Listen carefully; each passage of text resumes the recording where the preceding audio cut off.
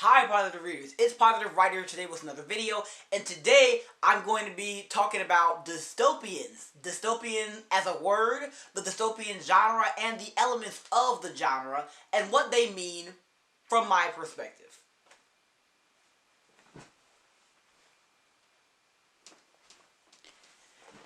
If you've been on this channel and watching my videos for the last month, I think, and a half, I've been making dystopian videos every Friday, and so you can go back, and I'm pretty sure if I've not already done it, I'm gonna make a playlist and put it on my channel of all of the dystopian videos that I've made so far, so that you can just watch all the dystopian stuff to your heart's content.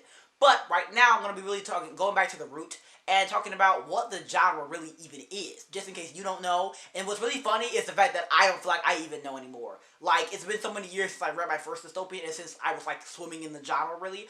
And so this is the first time in like 8 years that I've been swimming in the genre again. And so it's like, I feel like I kind of lost my grasp on what the dystopian genre even is. And so I think that this is going to be as much of a learning experience for you as it is for me. And I'm super excited to get into this because dystopia means a lot to me, and the genre as a whole means a lot to me, and the elements mean a lot to me. And so let's just get... So the Google definition says that a dystopian it's relating to or denoting an imagined state or society where there is great suffering or injustice. And that's, injustice and suffering, that is very much what I see circulating around. If you like look up dystopian, that is kind of the heightened, that's kind of the top element of dystopians. Is that it's a society that is basically unlivable. Like, if you saw this, you wouldn't want to be there. And if you think of all the like classic dystopian examples, even ones thinking that I have not read, like 1984, Brave New World, Fahrenheit 451, I think that might not be a dystopian. I'm not sure. Handmaid's Tale. If you kind of look at those worlds, like just from first glance, they don't sound like you want to be in those. Like, you don't want to be anywhere near here. And so I think that just right off the bat, if I was going to give a definition to this, it would be relating to or set in a society where there is justification for wronging a certain group of people or the human race as a whole. Why would I say it like that? Because I think that in the dystopians that I tend to gravitate towards, specifically like young adult dystopians, I think that suffering and injustice is definitely still at the top. But I think that what I see most often is that people are basically justifying these horrible things, these horrible things that are leading to the injustice and the suffering, because they're either trying to preserve the human race, they're trying to preserve a part of the human race, that has been depleted for some reason. As far as, like, again, take a diversion as an example, the faction system is created because people went to war over differences. And so it's like, if we put everybody into a place where they belong, no one's different, everyone's the same, we're not going to have this problem. But that rules out all the people who are different, which is everybody, because everyone is different. And so, it's one of those things where it's like an illegitimate response to a legitimate, like, concern in humanity. And so I think that that's the most interesting way for me to say it, and the way that I kind of receive the genre, because more often than not, the dystopians I end up enjoying the most are the ones that have those elements. That not only have an injustice, that we obviously can relate to in real life or whatever, or, realize that we don't want to be there. But they also examine how people just get everything wrong and try their best, oftentimes, for good reasons, and end up at the wrong conclusion. And so I think that that's flat out, like, root, that's what it's about. And as far as other elements go, I think that when I was, like, in my kitchen a couple minutes ago, trying to figure out, like, what does this mean? What does this mean? I think that dystopians and utopians are, like, dystopias and utopias are completely connected to me. More often than not. If you watch my video about all my favorite dystopians, my favorite all-time dystopians, the vast majority of those, I think I figured out that I had an equal mix between the books that started out with the worlds already being uninhabitable, like you wouldn't want to be here, and ones that start off as a society that could be livable if you don't examine the cracks. And again, the cracks kind of continue to form over the course of the first book, and then the next books are cracks. The cracks are just singing, and then everything's being destroyed.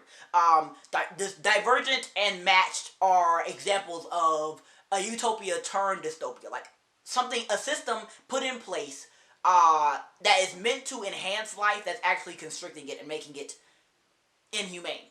And then I have some other ones on here like Pawn and Subversion and even something like The Darkest Minds or Taken, which is kind of like a cross between the two, which are just flat out dystopians. Like, you don't want to live in this society because it's horrible for whatever reason. You know, again, in Subversion, it's like, yo, like economics has literally taken over, and I'm not gonna lie, but Subversion, Pawn, and The Selection, which I would consider to be a dystopian, all have economic differences that are shaping the world and enforced in a way that's very inhumane. Again, how much money you make is determines your worth in all three of these worlds. And so again, all three of these start off as dystopians. You don't want to live in a society where, I think that it's so interesting because this genre really lets you see from both perspectives. Like how I talked about Utopia and Dystopia. Like, Utopia is like an ideal society. Like, humanity at its best, you would want to live there because everything is idealized to enhance the human experience in a positive way.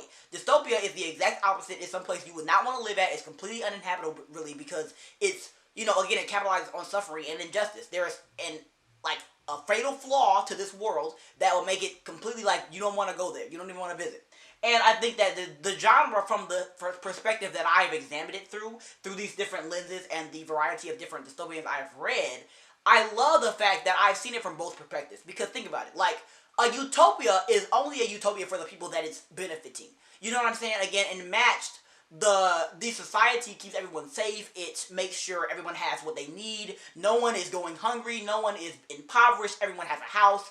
And, all the families are regulated. The population isn't out of control. People are living full, fruitful lives. And no one's dying of old age because they actually die at a certain point. So they don't have to, like, become, decapitated, they don't have to, again, have these side effects that come with old age. Basically, anything that a person could, that could make life irritating even, is ruled out. It's taken out. Any inconveniences are basically accounted for in the society that is enmeshed by Ali Kandi. And so it's a utopia for all practical purposes. You know what I'm saying? When you're not looking too close, it's utopia. Your your match, for marriage is chosen for you based off of X, Y, and Z, and everything is chosen for you. And again, that's not like it sounds great to us because we don't have that in our society. But again, it's utopia to the main character and everyone she knows because everyone she knows is benefiting from this system.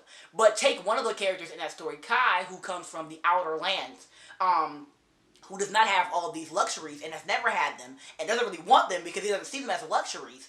They're not benefiting him, which means that it changes. His entire view is now, if it was from Kai's point of view, that book, the Match Trilogy, would have started off as a dystopian flat out. We wouldn't have been able to see it from any other perspective other than the one that he is, has, which is a dystopian perspective in which he is on the bottom of this hierarchy that the society is, fighting for or what I'm saying, or helping to live. You know what I'm saying? And so I think that the genre is really great at getting people to change their lives and their minds about certain things. It's really good at getting us to examine our own worlds and how we contribute or can be contributing to the things in life that can cause injustices and suffering, to certain groups of people. And then it kind of helps you figure out, like, maybe, it helps you think about and analyze how you can make this world that we live in a better place for everyone and not just people like us, people like me. You know what I'm saying? It makes you really kind of look outside yourself and think, wow, I never thought of it like that. The best dystopians, I think, are the ones that make me, turn inward and think, okay, and examine my own life and, iron out those parts of it that can perpetuate the same ideas that these dystopian villains are, perpetuating, and that these dystopian societies are perpetuating. And that's definitely my favorite element of the genre. It's like very much call to action type of vibes, and it very shows you without telling you. Like, obviously, you read something like, again, Handmaid's Tale or something, and I didn't even read that. I watched the TV show, just a couple episodes. But you see that, and you're like, this is disgusting. I don't ever want to be here. Like, I can't believe somebody would even create this. Why is this existing? But, you know what I'm saying? That right there, it shows you without telling you anything. You know what I'm saying? This is not somewhere you want to get to. And so we should do X, Y, and Z to prevent this. You know what I'm saying? It kind of gives you a set of rules for whatever in social injustice is being put on display. It gives you a set of rules almost, through showing you what shouldn't be done and what could be happening if you don't do something different, to change your world. And I think that that's so interesting. I don't think any other genre really has that element. I think a lot of other genres are about education and expansive in other ways. But dystopian is the only one that takes out different things, like different elements of our society, and it's like, this could become this unless you change something. And I really, really, really, really, really, really like it. You know what I'm saying? Take something like the Lorax, for example, which is definitely a dystopian. Probably the dystopian for the youngest audience I've ever seen. Like, not Dr. Seuss being a dystopian writer, but anyway, the Lorax is about this world, or this society, this city, where trees do not exist anymore. When you first start off the series, it doesn't seem like that's a problem. It's a utopia.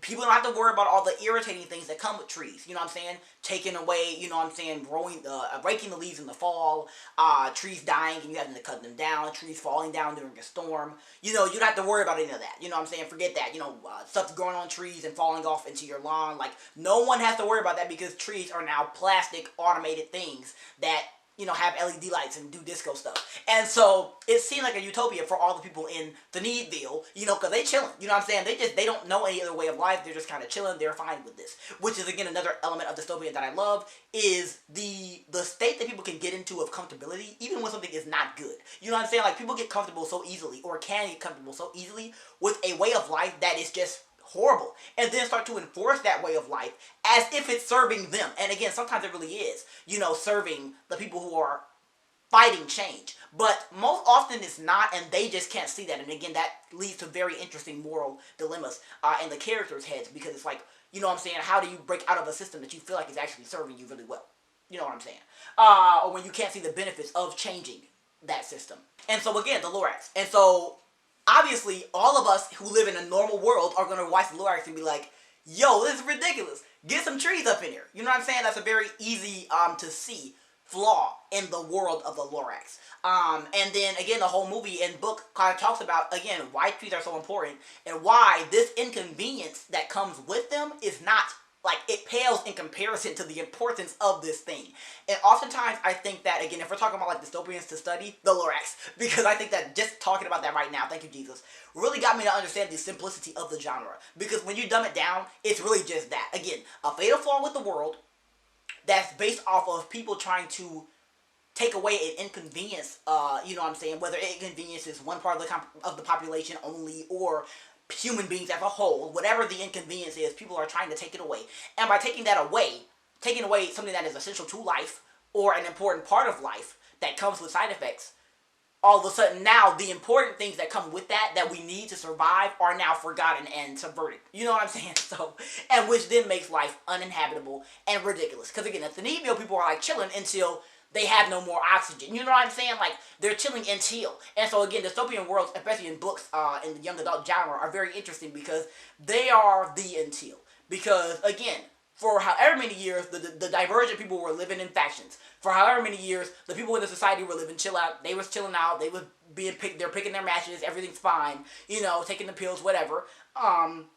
And, you know what I'm saying, in all these different worlds that we see, like these, again, the Hunger Games, people are just chilling in the Hunger Games. Like, people are just sending their kids to die every year, you know. And so I love that the YA dystopian genre is the until. And I haven't read, again, the classics, you know what I'm saying, that people talk about when they think of dystopian first.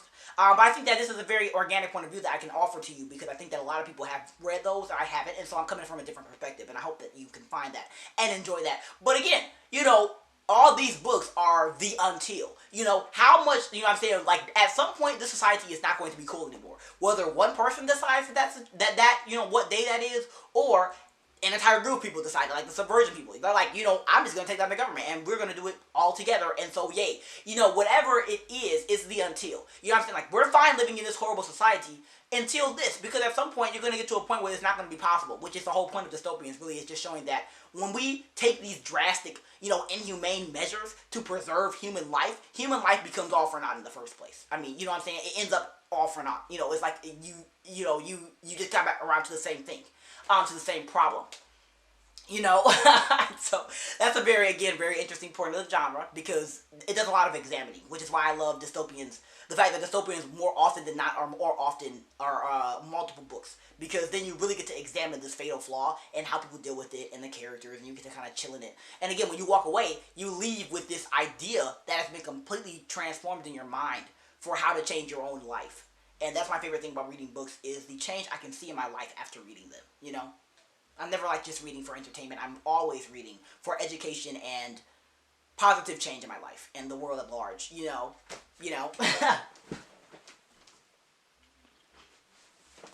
Yeah.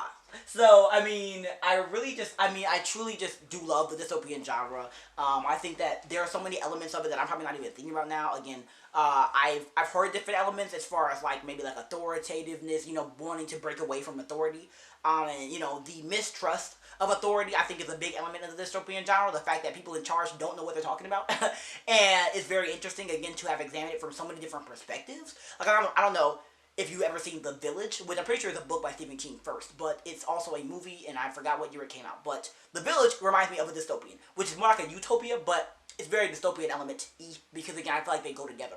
Because basically The Village is about this, like this society of people who are living in this village, and there are some type of creatures who are out in the wild around, like in the woods surrounding this village, which is, you know, they come in and like kill people and stuff sometimes, and they basically just don't have a relationship with it. Like they have an agreement where they don't go into the woods, they don't come out. And so it's like, okay, like we're just gonna live in here and chill out. And again, when we're not thinking about, you know, all that, they have a like really nice life in this, you know, community village. People are just chilling.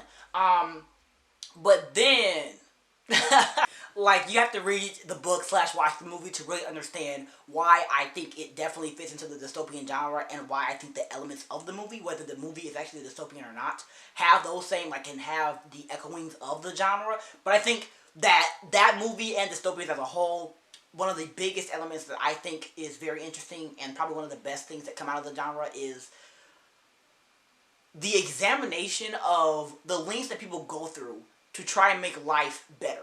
You know what I'm saying? Or try to like make life more convenient, or try to make life habitable or safe. You know what I'm saying? You know what I'm saying? I think that the genre does a great job of going to the extreme, and I love that it's a genre that exists because it allows people to go there.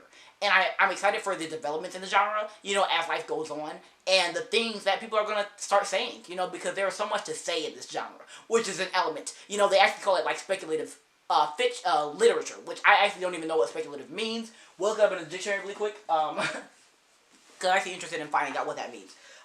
It sounds like I kind of understand what it means, but I want to be sure. And so we'll figure that out together. Speculative.